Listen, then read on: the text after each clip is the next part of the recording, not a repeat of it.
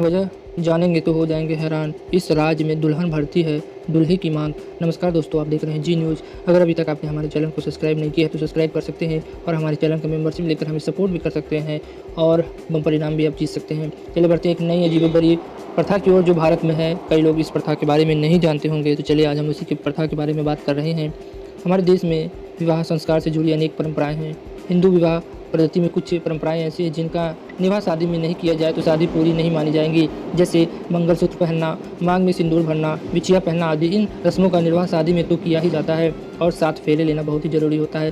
साथ ही इन सभी चीज़ों में सुहागन को सुहाग का प्रतीक माना जाता है, इसलिए हमारे धर्म ग्रंथों के अनुसार इन्हें सुहागनों का अनिवार्य श्रृंगार माना जाता है। लेकिन शादी का रिश्ता बराबरी का होता है। इस रिश्ते में दोनों का ही बराबर का स्थान होना चाहिए। इस बात को ध्यान में रखते हुए हमारे देश के एक गांव में ऐसी परंपरा है जहां पर दूल्हा दुल्हन दोनों एक दूसरे की मांग में सिंदूर भरते हैं। शायद आप विश्वास नहीं करेंगे, लेकिन यह सच है। एक दूसरे की मांग में भरते हैं सिंदूर। यह परंपरा छत्तीसगढ़ के सिंदूर वनाचल जसपुर जिले में बसी उरांव जनजाति में विवाह के दौरान की जाती है। इस परंपरा में दूल्हा दुल्हन दोनों एक दूसरे की मांग में सिंदूर भरते हैं। समाज के लोग की मानता है कि इससे दंपति की वैवाहिक रिश्तों में बराबरी का एहसास होता है। क्या आप इस परंपरा को ऐसी परंपरा मान लेंगे? अगर आपके यहाँ ऐसी परंपरा निभाई जाए तो आपको कैसा लगेगा? इस परंपरा में भाई का अहम रोल होता है। भाई का होता है अहम रोल। विवाह के दौरान घर के आसपास स्थित बगीचे में आमंत्रण का इंतजार करता है और जब दूल्हे के रिश्तेदार दूल्हे को कंधे पर बैठा कर मंडप में लाते हैं तो यह रस्म पूरी हो जाती है। इसमें दुल्हन के भाई की अहम भूमिका होती है। वह बहन की उंगली करता है और दुल्हन भाई के सहारे दूल्हे को बिना देखे यानी कि पीछे की ओर हाथ करके सिंदूर भरती है।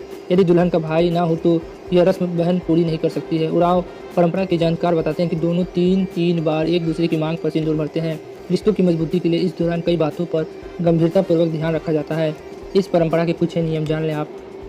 पंच के रूप में गांव में 5 वरिष्ठ सदस्य चादर से एक घेरा बनाते हैं। उसके अंदर कुछ खास रिश्तेदार बतौर गवाह होते हैं और बुजुर्ग बाहर से बार बार आवाज़ देते हैं कि एक बार और अच्छे से एक दूसरे को देख लो, जान लो, फिर सिंदूर भरना।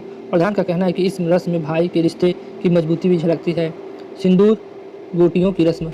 उच्च शिक्षा पाकर विवाह बंधन में बंधे मनु प्रधान और विनय निकुंज जी ने बताया कि यह परंपरा उनके लिए महत्वपूर्ण है और बराबरी का रिश्ता होने का एहसास दिलाती है। विवाह के पूर्व सिंदूर गोटिया की रस्म होती है जिसमें दूल्हा दुल्हन एक साथ में सिंदूर खरीदने जाते हैं। इसे भाभियाँ आंचल में रख कर छुपा लेती हैं और शादी वाले दिन दोनों को देती हैं। तो ये परंपरा बहुत बढ़िया है भारत में।